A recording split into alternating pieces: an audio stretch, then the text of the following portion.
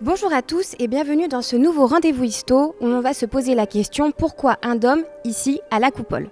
Pour y répondre, il faut remonter un peu le temps et s'arrêter en 1943, lorsque l'organisation TOT, chargée des grandes constructions du Troisième Reich, entreprend la construction d'une base de lancement de fusées V2 afin de stocker les fusées et les préparer à être lancées sur Londres. Alors pourquoi ici, sur le site d'Elfo-Wizerne? Pour trois principales raisons. La première, il faut être dans un rayon de 200 à 250 km de Londres en fonction de la portée de la fusée. La seconde raison, nous sommes dans une carrière de craie et d'argile, des matières qui sont faciles à travailler.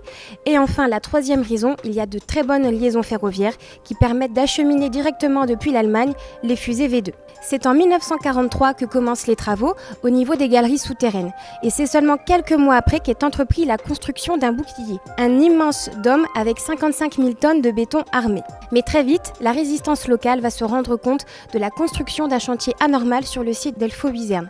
Ils vont en informer les Alliés, qui vont envoyer des avions de reconnaissance aérienne, puis des bombardiers, afin d'attaquer le site dans le but de le rendre inutilisable. Entre 3000 et 3500 tonnes de bombes vont être déversées sur le dôme en n'endommageant quasiment pas les installations. Et c'est la raison pour laquelle les Allemands ont entrepris la construction d'un bouclier circulaire et non rectangulaire comme les autres blockhaus de génération classique afin que les bombes puissent glisser sur le dôme. Le dôme a donc rempli sa fonction principale de bouclier et a protégé les installations souterraines. À très bientôt pour un nouveau rendez-vous histo.